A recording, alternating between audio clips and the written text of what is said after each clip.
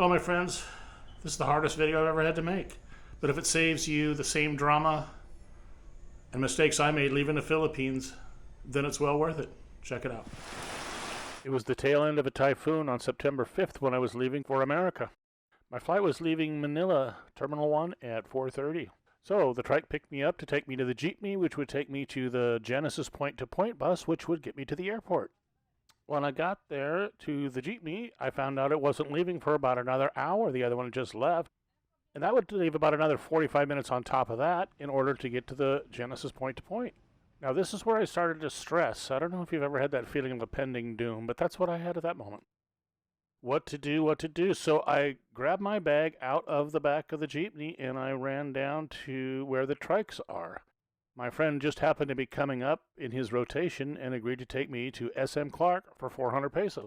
Now normally this would leave plenty of time and problem solved, but we started pulling out into traffic and there was areas where the water was 3 and 4 inches deep. So then motorcycles, which would normally weave around through traffic and use the shoulder of the road, basically they were limited. So the stress started mounting again. As we're rolling along, I'm watching my watch and thinking, oh God, it's going on and on.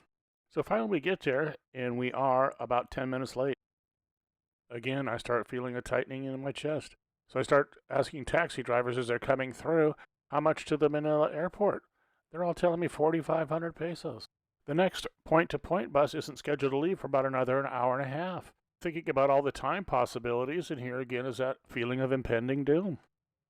Just as I decided that I had to make the move, didn't really have a choice, here comes a Genesis bus. So I guess it was running late, and that's good for me, and now I'm starting to feel relaxed again. So unless we run into some bad traffic, we should be there on time. And normally I avoid Manila like the plague, especially on international flights. But this was the only reasonable flight I could get from Manila to Dallas.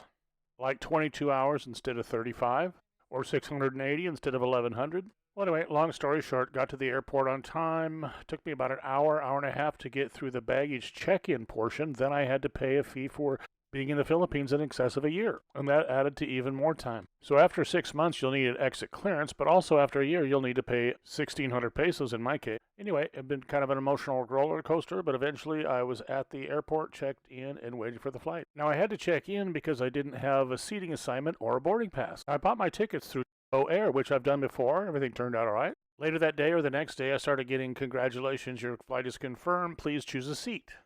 Anywhere from $35 to $85. Well, this is a 3-legged flight. I'm not paying $35 to $85 for 3 different seat assignments. I'll just take what they give me. I don't care. Now, that was not one of the big mistakes that I made on this trip. Here you can see the seat assignment I got on the leg from Manila to Taipei. So I had airlines from Manila to Taipei and from Taipei to Los Angeles. And then in Los Angeles, I took American into Dallas. Here we are in Taipei, and I was stunned. I'm shocked. I'm looking around like this is a high-end shopping center. I'm expecting to look down and say Bloomingdale's. So now I'm waiting on the flight from Taipei to Los Angeles. A 4-hour layover and then an 11-hour flight, and I will be in LA. Now this is where the fun begins. This is where I made my big mistake. So the first rookie mistake that I made was not to look at the ticket for my baggage showing that it was only going to Los Angeles. Now I had traveled around the world a few times with more than one stopover and more than one carrier. And my baggage had always reached the destination, except for this time. Now I knew because I didn't have a seat assignment in Los Angeles to Dallas that I would need to go to the counter and check in to get my boarding pass. I knew there'd be a bit of a rush because the layover in Los Angeles was not that long. So I get there, I get checked in. Before I walk away, I was asking about my baggage. Now usually there's a little ticket there attached with a baggage number on it. So she checked the computer. She goes, there's no baggage. So we looked at the one I got from airline, and in very tiny print, it says Los Angeles. So I went back over to airlines. They couldn't locate it immediately. So it was suggested that I continue my flight and file for lost baggage with airline when I get to the other end. So the lesson here was when you're booking multiple leg flight with more than one carrier, double check to make sure your baggage is going all the way through, or that there's enough time of a layover for you to collect your baggage on the other end and get re-checked in. Sounds a reasonably simple plan, and they also said, should only take about a half a day to get your luggage over there. Well, not really and not really. Anyway, So I get to Dallas, it's a little before 6. I get picked up by my daughter-in-law, and we're off to the races to see if we can get back to their house before my son wakes up.